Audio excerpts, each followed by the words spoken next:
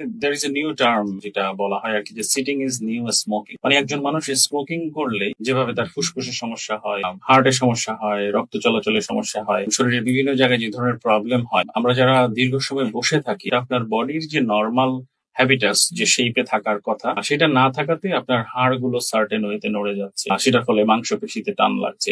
যারা desk job করেন তাদের একটা সিগনিফিকেন্ট অংশ ঘাড়ে ব্যথায় ভোগেন। এবং আমরা যখন চেক করে দেখি দেখা যায় যে ঘাড়ের যে হাড় আছে বিশেষ করে C71 এরিয়াতে 1 ইঞ্চি মতো এগিয়ে গেছে বা নড়ে গেছে, এবং ওইটাকে কম্পেনসেট বা ওইটাকে সাপোর্ট করার জন্য আশেপাশের মাংসপেশিগুলো ওভারওয়ার্ক করতে শুরু করে, যেগুলো শক্ত হয়ে যায়। এটার একটা কুইক সলিউশন আছে, 20-20-20 রুল। মানে প্রতি 20 মিনিট পর আপনি 20 ফিট দূরে 20 সেকেন্ড তাকিয়ে থাকবেন। এটা সহজে মনে রাখেন যে আপনি কাজ করছেন, সবাই তো আসলে কাজ থেকে সরে যেতে পারবে না।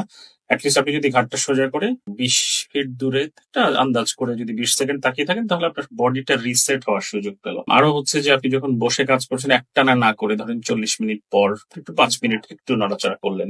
আরো অপশন হচ্ছে এখন কিন্তু স্ট্যান্ডিং ডেস্ক পাওয়া যায়, বা আপনার ডেস্কের উপরে ছোট একটা জিনিস তৈরি করে নিলেন যেটাতে আপনি মাঝে মাঝে দাঁড়িয়েও কাজ করতে পারেন। তাহলে দেখা যাবে যে আপনি কাজ বেটার আছেন।